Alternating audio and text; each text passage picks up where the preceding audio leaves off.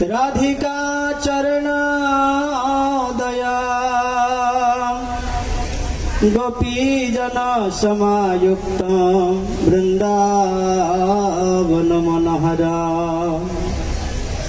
गोवर्धने कुसुम कुंज निवास निष्ठा सद्गुण पूर्ण कवि कल्ल दयाद्र चित्त श्री गौर कृष्ण चरितामृत दान मुग्ध भक्ति प्रसाद मधुसूदन पाद मिले वांछा कल्पतरु भस्याम कृपा सिंधु एव च पतितानां पावनेभ्यो वैष्णवेभ्यो नमो नमः।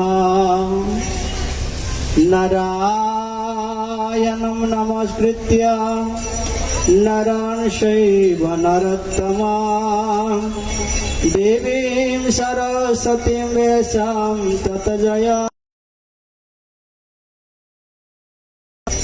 भजा श्री कृष्ण चैतन्य प्रभु नित्यानंद श्री अद्वैत गदाधर शिवासादि गौर भक्तवृंद हरे कृष्ण कृष्ण कृष्ण हरे हरे राम राम राम हरे हरे। सर्वप्रथम আমার দিব্য জ্ঞান প্রদাতা परमाचन्य परम वंदनीय परमाराध्यतम श्री गुरुपाद पद्म अखिल साक्षीपाल श्री भगवानेर प्रकाश मूर्ति अभिन्न नित्यानंद आत्मा अभिन्न नित्यानंद कलिवार ओम विष्णुपाद त्रिदंडी स्वामी श्री श्रीमद भक्ति प्रसाद मधुसूदन गोस्वामी महाराज श्री चरण वंदना करी तिनि प्रसन्न हन। तत्पश्चात परम गुरुदेव विश्ववंदित ठाकुर मठा श्री चैतन्य मठे प्राक्तन मठाचार्य नित्यलीला प्रविष्ट ओम विष्णुपाद त्रिदंडी स्वामी भक्ति कुसुम श्रवण गोस्वामी महाराज एवं भक्ति विलास तीर्थ गोस्वामी महाराज श्री चरण वंदना करी। तत्पश्चात विश्ववंदित आचार्य भास्कर जगत गुरु शिला भक्ति सिद्धांत सरस्वती गोस्वामी ठाकुर शिला प्रभुपाद चरण वंदना करी तिनि प्रसन्न हन। मंचे समासीन सभापति आसन अलंकृत करेছেন त्रिदंडी स्वामी भक्ति वेदांत आश्रम महाराज जी श्री चरण वंदना करी प्रधान अतिथि रूपे उपस्थित आছেন भक्ति शेखर अरण्य महाराज एवं समस्त त्रिदंडी पादगण सुधी सज्जन भक्तवृंद मातृवृंदा सकल के जानाई आमार यथायथ हार्दिक हार्दिक दंडवत एवं अभिवादन। सुधी भक्तवृंद आज के আমরা এই জগন্নাথ গৌরীয় মঠে উপস্থিত হয়েছি আমার শ্রী গুরুপাদ পদ্মের বিরহ মহোৎসব ষষ্ঠতম বিরহ মহোৎসব উপলক্ষে। শাস্ত্রে বলেছেন ভাগবতে यस्य देवे पराभक्ति यथा देवे तथा गुरु तस्यते कथिता ह्यद्दा प्रकाशन्ते महात्मा। শাস্ত্রে কীর্তন করেছেন শিষ্যের গুরুর প্রতি কিরকম ভক্তি থাকা দরকার বা শিষ্যের কিরকম গুরুদেবের প্রতি তার শ্রদ্ধা থাকা উচিত। বলি যশ দেবে পরাভক্তি যথা দেবে তথা গুরু।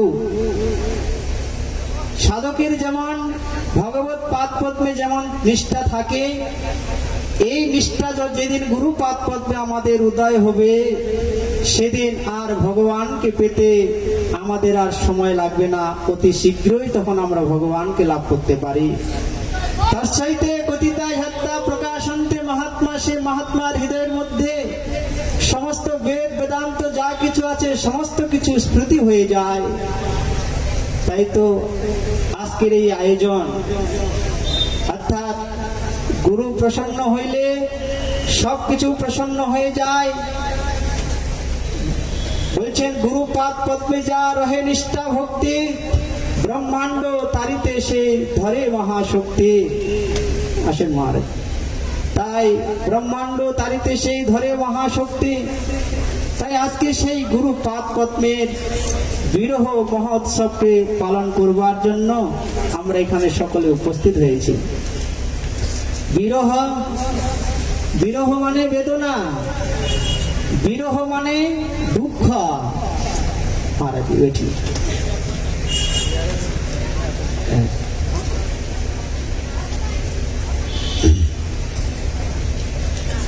তাই বিরহ মহোৎসব, বিরহ কখনো উৎসব হয় না, কিন্তু বৈষ্ণব শাস্ত্রে বিরহকে উৎসব বলেছেন।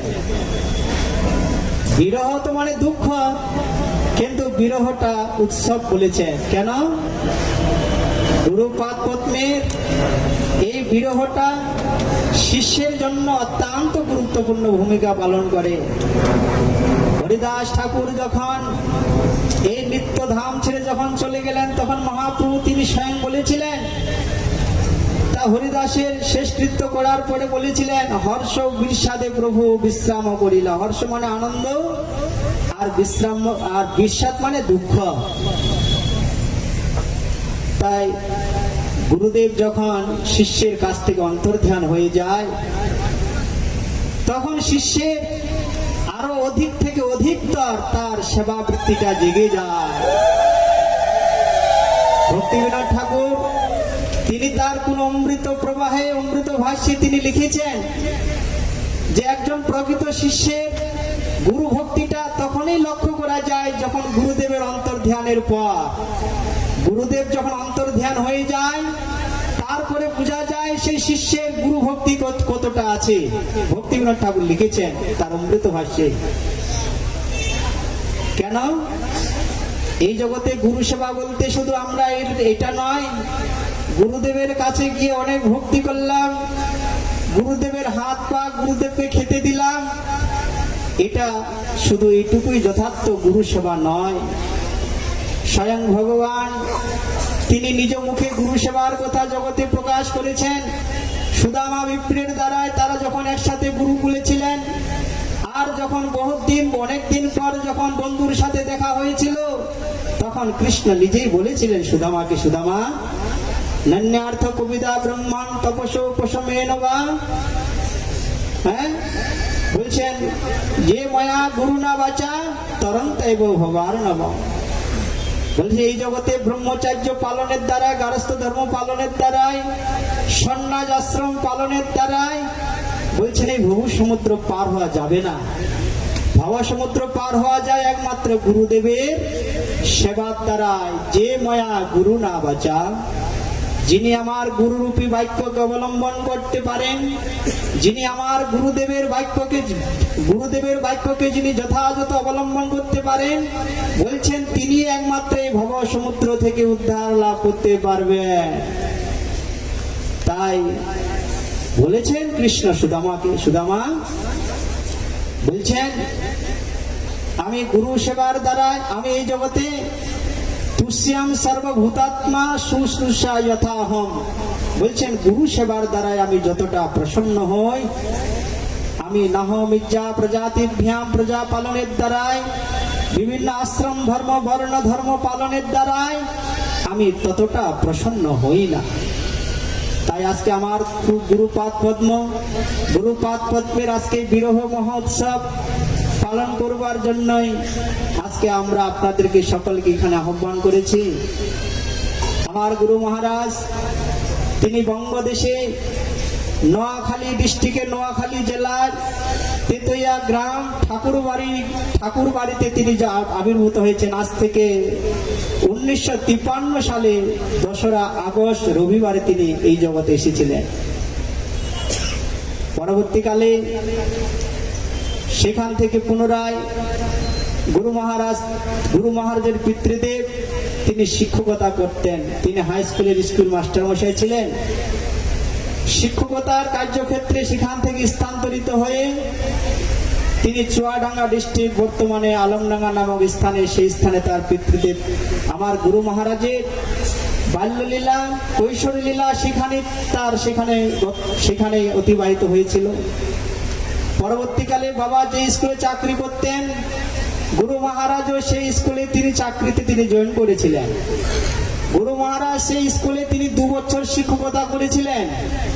কিন্তু এই জগতের অনিত্য বুঝতে পেরে, জড়বিদ্যা যত মায়ার বৈভব তোমার ভজনে বাধা, মোহ জনমিয়া অনিত্য সংসারে জীবকে করে গাধা।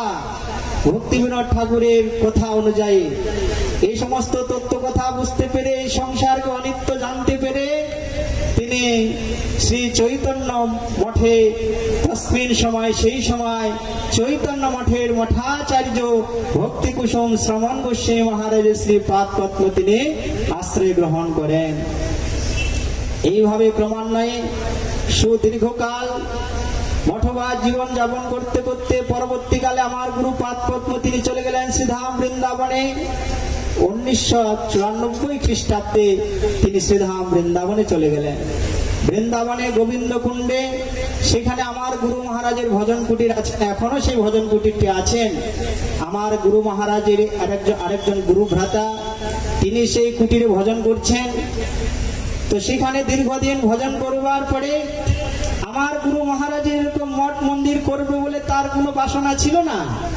কিন্তু আমরা যখন পরবর্তীকালে গুরুদেবের চরণে যখন আসলাম, আমাদের ইচ্ছা অনুযায়ী আমাদের ইচ্ছাটাকে পূরণ করবার জন্য তিনি শ্রীধাম মায়াপুরে একটি ভজনের স্থান আমাদেরকে তিনি দিলেন। তাই আজকে সেই গুরু মহারাজ, আমরা এই জগতে অনেক সময় দাঁত থাকলে দাঁতের মর্ম বুঝতে পারি না।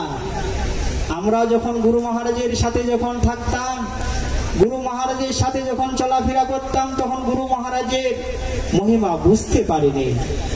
তখন কাছে ছিল, সাধারণ মনে করেছিলাম গুরু মহারাজকে, মর্ত বুদ্ধি করেছিলাম গুরু মহারাজকে। কিন্তু শিষ্যের যতক্ষণ পর্যন্ত গুরু পাদ পদ্মেতে মর্ত বুদ্ধি হয়, তখন অসুয়া বুদ্ধি হয়, শিষ্যের তো ভজনের উন্নতি হয় না। শিষ্যের তো গুরুকে মনুষ্য জ্ঞান কবু না করিবা, আমরা কীর্তন করি, যথা হয় গুরু নিন্দা তথা না যাইবা। গুরুপাদ পদ্মে যা রহে নিষ্ঠা ভক্তি, ব্রহ্মাণ্ড তারিতে সে ধরে মহাশক্তি, আমরা কীর্তন করি। তাই বুঝতে পারিনি গুরুদেব যখন অসুস্থ লীলা করলেন, অসুস্থ লীলা করতে করতে যখন তিনি চলে যাচ্ছেন, অন্তিম সময় আমরা বুঝতে পেরেছিলাম যে গুরু মহারাজ গুরু তত্ত্ব কে, গুরু বস্তু কে। গুরু মহারাজ যখন চলে যাবেন তার 1 সপ্তাহ আগে গুরু মহারাজ ভীষণ ভাবে তিনি অসুস্থ লীলা করলেন। গুরু মহারাজকে নার্সিং হোমে নিয়ে যাওয়া হলো। গুরু মহারাজ এরকম নার্সিং হোমে গিয়ে তিনি যাবেন না, তিনি বলছেন না আমাকে আর নিয়ে যেতে হবে না, আমি এখানেই থাকি। কিন্তু বাড়িতে যদি কেউ অসুস্থ থাকে, রুগী যতই বলুক যে আমি নার্সিং হোমে হাসপাতালে যাব না, বাড়ির লোক কি সেটা শুনবে? সেটা কোনো মতে তারা শুনবে না। আমরা জোর করে নিয়ে গেলাম গুরু মহারাজকে নার্সিং হোমে। কোন দিন নিয়ে গেছিলাম সেই দিনটা ছিল শনিবার। শনিবারে নিয়ে গেলাম গুরু মহারাজকে। রবিবারের দিন গুরু মহারাজকে দেখা করতে গেলাম নার্সিং হোমে আইসিইউতে গুরু মহারাজ যখন ভর্তি ছিলেন। আইসিইউ রুমে বেশি লোক দেখা, সেখানে যাওয়ার নিষেধ আছে। কিন্তু ওই নার্সিং হোমের যে সেখানকার যে ডাইরেক্টর আছে যিনি, তার সাথে আমাদের একটু ভাব বেশি থাকাতে, দীর্ঘদিন গুরু মহারাজের নার্সিং হোমে চিকিৎসা পাওয়াতে অনেক ভক্ত সেদিন 50 থেকে 60-70 জন ভক্ত গুরু মহারাজকে দেখতে গিয়েছেন। তখন উনি এক এক করে অনুমতি দিলেন, 2 করে যাচ্ছেন। পরবর্তীকালে যখন আমি শেষে ঢুকলাম, গুরু মহারাজ আমাকে নার্সিং হোমে শুয়ে থেকে বলছেন যে ভারতী মহারাজ, আজকে আপনাকে কিছু কথা বলি। হাসতে হাসতে গুরু মহারাজ বলছেন, কোনো দুঃখ করে নয়। গুরু মহারাজ হাসতে হাসতে বলছেন, আজকে আপনাকে কিছু কথা বলবো, এই কথাগুলো কাউকে বলবেন না, কাউকে বলবার দরকার নেই। আমি বললাম গুরু মহারাজ বলেন, কি কথা বলবেন? গুরু মহারাজ বলছেন আমাকে, বলে গীতায় বলেছেন না, নৈনম ছিন্দন্তি শস্ত্রাণি নৈনম দহতি পাবকঃ। বলে হ্যাঁ গুরু মহারাজ, আত্মার মৃত্যু নেই, আত্মাকে আগুনে খেতে পারে না, আত্মা এরকম কিছু নেই। বলে পিতামহ ভীষ্মের ইচ্ছা মৃত্যু ছিল না? বলে হ্যাঁ, তার ইচ্ছা মৃত্যু ছিল। আমরা মনে করি উত্তরায়ণ দক্ষিণায়ণ এটা গৌণ। পিতামহ ভীষ্ম তিনি কৃষ্ণকে দর্শন করতে করতে তিনি তার অন্তিম লীলা তিনি করবেন, সেটাই ছিল পিতামহ ভীষ্মের ইচ্ছা। তিনি বললেন দধিচি মুনি, তিনিও তো এরকম দেবতাদের স্বার্থের জন্য নিজের শরীরটাকে তিনি ত্যাগ করেছিলেন, দেবরাজ ইন্দ্রকে তার শরীরে হাড়গুলা দিয়েছিলেন। তিনি কথা বলতে বলতে হঠাৎ করে বলছেন আমারও ইচ্ছা মৃত্যু। আরে গুরু মহারাজ এরকম করে বলছেন হঠাৎ? বলছেন আজকে কি বার? আলে আজকে রবিবার। বলছেন আগামী রবিবারের দিনে আমি এই জগৎ ছেড়ে চলে যাব। গুরু মহারাজ বলছেন সেখানে নার্স আছে, এখানে পাশে নার্স আছে, নার্স শুনছে, বলে আগামী রবিবারে এই জগৎ ছেড়ে আমিও চলে যাব। আরে গুরু মহারাজ কি বলছেন আপনি? আগামী রবিবারে মোক্ষদা একাদশী, সেই মানে আজকে অষ্টমী, পাশে এই যে একাদশীটা আছে এটা মোক্ষদা একাদশী। বলে আমি বলে আগামী রবিবারে মোক্ষদা একাদশী, সেদিন আপনার গুরুদেব, আপনার গুরু পাদপদ্মের সেদিন নিত্য তিরোভাব তিথি, আপনি আপনার গুরুদেবের আপনার গুরুদেবের তিথিটাকে অবলম্বন করে আপনি যাবেন? তখন গুরু মহারাজ বলছেন তাহলে তার আগেই চলে যাব। তাহলে সেই দিনটা যদি না, তাহলে তার আগেই চলে যাব আমি। প্রভুপাদ আমাকে অনেকবার বলেছেন যেতে, আমি যাইনি। প্রভুপাদ বলছেন এবার চলে আসো, আর যদি প্রয়োজন হয় আবার পরবর্তীকালে যাবে, এখন চলে আসো। প্রভুপাদ বলছেন আমি চলে যাই। আমি গুরু মহারাজকে বললাম গুরু মহারাজ আমরা তাহলে প্রভুপাদের কাছে জানাবো, আপনিও কিছুদিন এই জগতে অবস্থান করুন, তারপরে আপনি জগৎ ছেড়ে চলে। আমরা সবে কেবল সন্ন্যাস নিলাম, কেবল নাবালক, আপনি অবস্থায় আমাদেরকে ছেড়ে চলে যাবেন? গুরু মহারাজ বলছেন গুরু শিষ্যের সম্পর্ক নিত্য, গুরু শিষ্যের সম্পর্ক কখনো অনিত্য হয় না। আমি আবার আপনাদের মাঝে এসে আবার আমি প্রচার করব প্রভুপাদের কথা। গুরু মহারাজ ঠিক এই ভাষাতে কথা বললেন। আমরা গুরু মহারাজকে সোমবারের দিনে নিয়ে আসলাম মায়াপুরে। সোমবারের দিন, মঙ্গলবারের দিন পুরো গুরু মহারাজ সুস্থ, সবার সাথে কথা বলছে, যারা গিয়েছেন সকলকে বলছেন তোমরা চলে যাও যে যার বাড়িতে, কেউ আর এখানে থাকার প্রয়োজন নেই। গুরু মহারাজ সবাইকে বাড়িতে পাঠিয়ে দিলেন। আমরা শুধু গুরু মহারাজ আমাকে বলেছেন যে কথাগুলা, সেগুলো তো আমার মনে আছে, তাহলে তার আগেই চলে যাব, মানে একাদশীর আগেই চলে যাব। সমস্ত গুরু ভাইগণ যারা ত্যাগীগণ আছে সকলকে কথা জানালাম। আমরা শুধু ত্যাগীগণ সেখানে অবস্থান করছিলাম, সকলেই চলে গেলেন বাড়িতে। ঠিক মঙ্গলবারের দিনে রাত্রিবেলায় গুরু মহারাজ রাত 2টার সময়, 2:30টার সময়, এরকম 3টার সময় যখন হলো, গুরু মহারাজ পুরো সুস্থ, রাত্রিবেলা আমাদের সাথে সবার সাথে কথা বলছেন। কথা বলতে বলতে যখন রাত 3টা বাজলো, তখন যে চলে যাবেন তার কিছু লক্ষণ প্রকাশিত হলো। গুরু মহারাজ যেই খাটে শুতেন তার সামনে রাধা গোবিন্দের একটি সুন্দর চিত্রপট, প্রভুপাদের চিত্রপট সেখানে আছেন। গুরু মহারাজ ঠিক 3:30টার সময় তিনি চোখগুলা বড় বড় করে আর হাসছেন, আর চোখ দুটা অপলকে, কোনো চোখের পলক ফেলছেন না, অপলকে তিনি হাত দিয়ে দেখাচ্ছেন আর হাসতেছেন, আর কার সাথে যেন কথা বলছেন। আমরা সেখানে সমস্ত সন্ন্যাসীগণ বসে আছি। আমি গুরু মহারাজের মস্তকের মধ্যে চেয়ারে বসে আছি, গুরু মহারাজের খাটের নিচে। কোন ভক্ত গীতা পাঠ করছেন, কেউ চৈতন্য চরিতামৃত পাঠ করছেন। আমরা 6 জন মহারাজ, 6-7 জন সন্ন্যাসী সেখানে গুরু মহারাজের সাথে সেখানে উপস্থিত আছি। সমস্ত ব্রহ্মচারীগণ সেখানে উপস্থিত আছি। আমরা বুঝতে পেরেছি গুরু মহারাজ আর আমাদের কাছে তিনি থাকবেন না। তাই গুরু মহারাজ অপলকে তিনি দেখাচ্ছেন আর হাসছেন, আর এভাবে হাত দিয়ে দেখে দিচ্ছেন। আমি গুরু মহারাজকে বলছি গুরু মহারাজ আপনি কার সাথে কথা বলছেন, কে এসেছে আপনার কাছে? তখন তিনি আর আমাদের সাথে তিনি কথা বলছেন না, তিনি শুধু সেদিকে তাকিয়ে হাসছেন, মৃদু মৃদু হাসছেন, আর এইভাবে আঙুল দিয়ে তাকাচ্ছেন, আর শুধু কি যেন বলতে চাচ্ছেন। এইভাবে যখন 4টা বেজে গেল, এইভাবে যখন 4:10 বেজে গেল, তখন গুরু মহারাজ আস্তে আস্তে চোখ দুটা বন্ধ করলেন। চোখ দুটা বন্ধ করে তখন তিনি শুধু শ্বাস গ্রহণ করছেন। গুরু মহারাজ মঙ্গল আরতি কোনোদিন বাদ দিতেন না, প্রত্যেক দিন মঙ্গল আরতি দর্শন করতেন। আমাদের শীতকালে আরতি হয় 4:45টার দিকে। তো সেদিন পূজারীকে বললাম গুরু মহারাজ প্রত্যেক দিন আরতি দর্শন করে তিনি করতেন, তাই তিনি আজকেও তিনি আরতি দর্শন না করে তিনি কোথাও যাবেন না, তিনি আরতি দর্শন করেই তিনি যাবেন। সাথে সাথে আরতি দর্শন, আরতি শুরু হলো 4:30টার আগে। ঠিক 4:30 বাজে সেই সময় পূজারী সেই পঞ্চপ্রদীপটা আরতি থেকে নিয়ে এসে যে গুরু মহারাজের রুমে আসলো। গুরু মহারাজকে দেখে সেই প্রদীপটা যখন গুরু মহারাজকে দেওয়া হলো, প্রদীপটা দেওয়ার সাথে সাথে গুরু মহারাজ তিনি তার শেষ নিঃশ্বাস, শেষ লীলা তিনি ত্যাগ করলেন। তাহলে এই হলো গুরু মহারাজের চরিত্র। আমাদের গৌরীয় ভজনটা হচ্ছে বিরহ ভজন। মহাপ্রভু দেখিয়েছেন বিরহের মধ্যে অনেক আনন্দ আছে। হ্যাঁ, বিরহের মধ্যে ভজন করবার কথা বলেছেন। বৃত্তাসুর বলেছেন নাক পৃষ্ঠম ন চ পারমেষ্টম ন সার্বভৌমম ন রসাধিপত্যম ন যোগ সিদ্ধির অপুনা ভবম বা বিরহংসতাম সামঞ্জস্যতাম বিরহংসকাংশে। বিরহের মধ্যে তার কথা প্রত্যেকটা সময় মনে করাই হচ্ছে আমাদের ভজন। তাই গুরুদেবের যে আদর্শ, গুরুদেবের যে বাণী, সেই আদর্শ বাণীকে পালন করাই হলো যথাযথ গুরু সেবা।